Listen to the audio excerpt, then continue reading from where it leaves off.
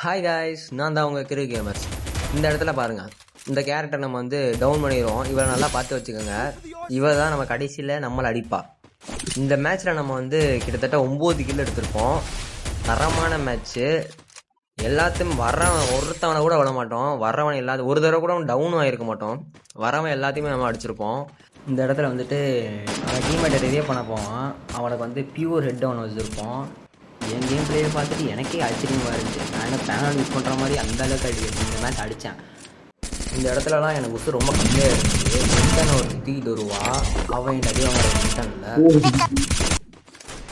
கொடுத்தது வந்து பைசானும் மேக் 10 தான் செம்மையாக கொடுத்து. இந்த இடத்துல வந்து என் டீம்மேட் வந்து ராக்கை ரோப்பில் அவரை ரிவே பண்ண போகிற இடத்துல நம்ம ஃபஸ்ட்டு சொன்ன பாருங்க, அவன் அடிச்சிருப்பான்.